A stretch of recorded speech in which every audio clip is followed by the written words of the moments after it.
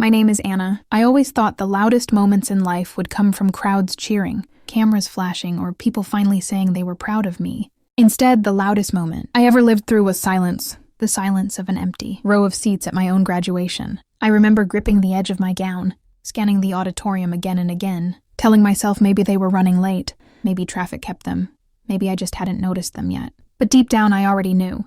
They never planned to come. When my name was called, the applause from strangers felt like a spotlight I didn't earn. I walked across that stage with a smile glued on, pretending the empty seats didn't burn into me like a brand. Everyone else had someone. Parents cheering, siblings waving phones like flags, friends screaming their lungs out. Me? I had a chair with a tiny printed sign that said, "Reserved for family," a sign that meant nothing. A promise never kept. But here's the thing no one saw. That silence didn't break me. It lit something in me. A kind of fire that had been smothered for years under excuses, guilt, and the hope that one day they'd care the way I cared. That day, standing on that stage alone, I realized something I should have understood long ago. I didn't need them to show up to prove who I was. I just needed to stop shrinking myself so they'd feel more comfortable. After the ceremony, while everyone took pictures, I wandered to the far end of the campus. I sat under a tree, still wearing my cap, still gripping my diploma. I let myself feel everything, the anger, the disappointment, the weird relief of no longer pretending my family's love would someday become the kind I needed. That's when I made a promise. If they wouldn't show up for me, I'd show up for myself louder than they ever imagined. So I wiped my face, shook off the last bit of doubt, and stood up like I had somewhere more important to be than waiting around for people who chose not to come. When I walked home that evening, diploma in my backpack, I wasn't the same person who had left that morning. Something had shifted, subtle but unshakable. And the real twist? They didn't expect what came next. They thought skipping my graduation would make me smaller, quieter, easier to ignore. But what I showed them afterward wasn't anger or revenge. It was transformation, the kind of change that makes people stop and wonder when exactly they lost the power to hurt you. I didn't raise my voice.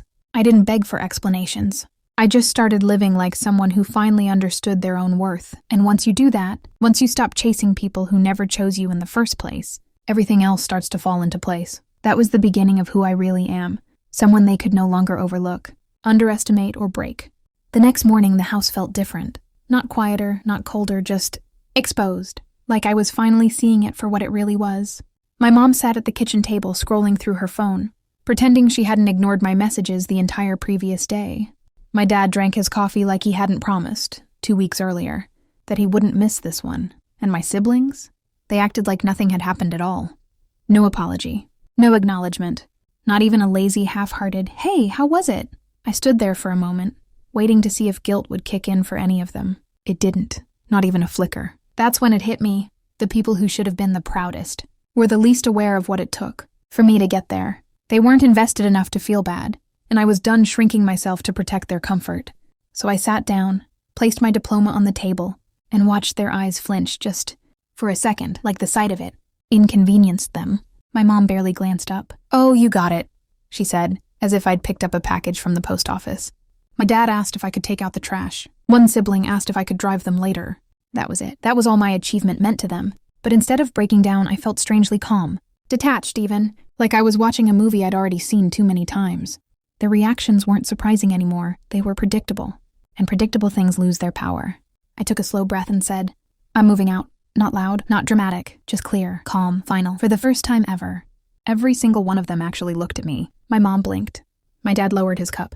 Even my siblings paused mid-scroll. And without raising my voice, without anger, I explained how I had saved money from working late shifts, how I had already signed a lease, how I had already packed the essentials in my room. I didn't need approval. I didn't need permission. I wasn't asking. I was informing.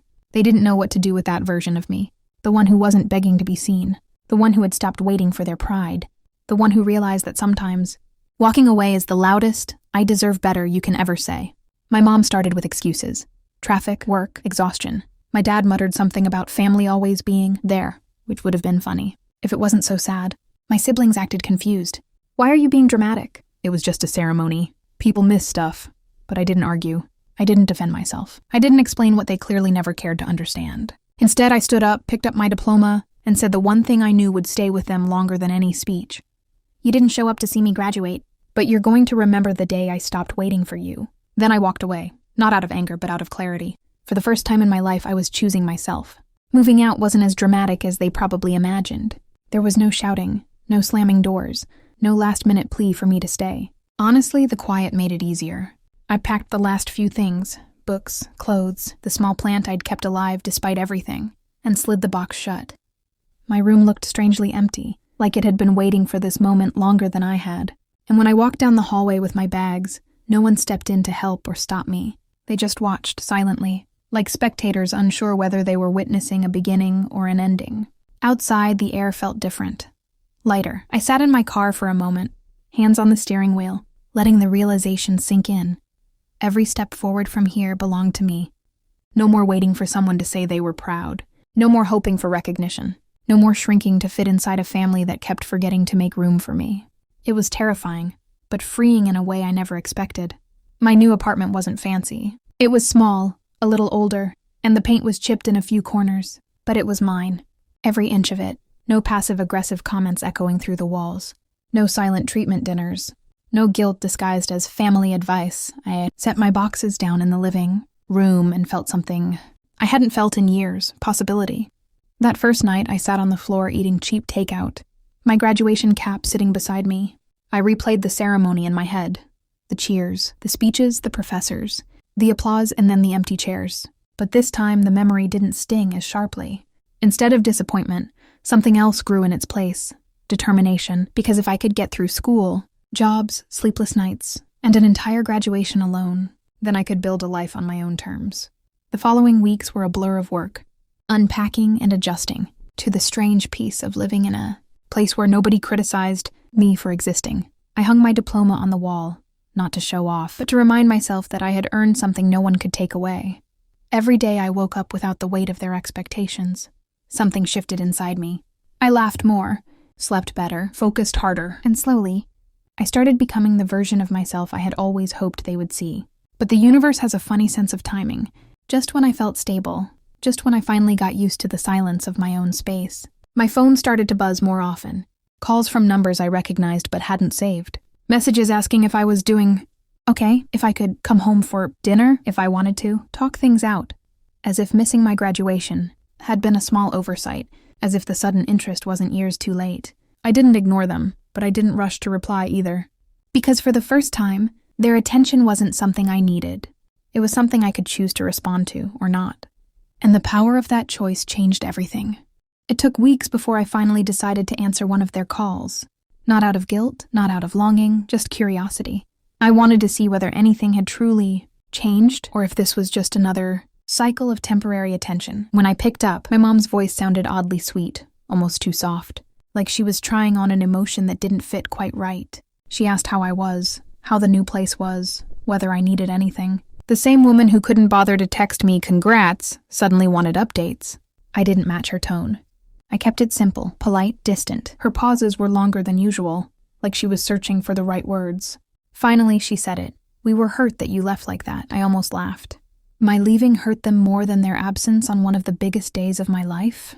But I didn't react. I just let the silence sit there, heavy and honest. She continued, fumbling through reasons, how they were busy, how they thought I wouldn't. Mind how family doesn't keep score. That last part hit me differently, because I had never kept score. I had simply kept memories. I didn't argue with her. I didn't defend my choice. I just said I needed to start living for myself. And for once, she didn't have a quick answer. That silence told me more than any apology could have. After that call, something shifted. Not in them, but in me. I wasn't angry anymore. I wasn't grieving the family I wished I had. I wasn't waiting for validation. I was simply observing them from a distance I had created, one that protected the version of me they never bothered to meet. But the real turning point came a month later, when an email popped into my inbox from a small local publication.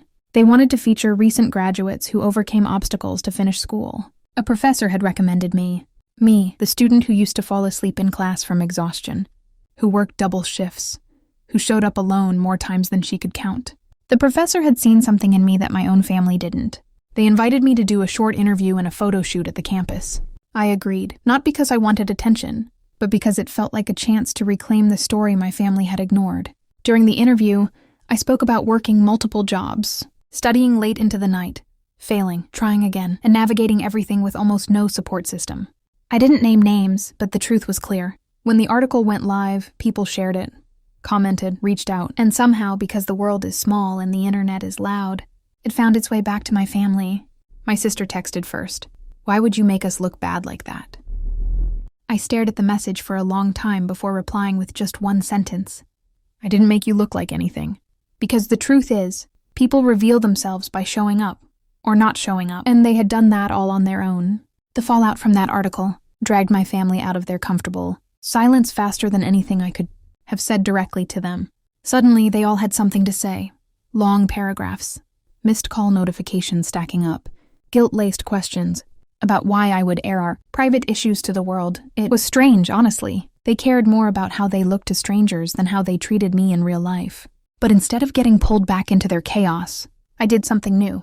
I took my time. Hours passed before I responded, and even then, my replies were short, clear, unemotional. My dad called 3 times in a row. When I finally answered, his voice wasn't angry. It was uncertain, a tone I had never heard from him. He asked why I hadn't told them I was struggling. I told him I did. They just never listened. He insisted they did their best, that no family is perfect, that things got busy, excuses, dressed as explanations. But I wasn't the same person who swallowed those excuses anymore. I told him calmly that support isn't measured in grand gestures or perfect moments, it's measured in presence. And they simply weren't present. He sighed, like he wanted to argue, but couldn't find the words. That's when I realized something important. People who've relied on your silence don't know how to handle your truth. A few days later, something unexpected happened.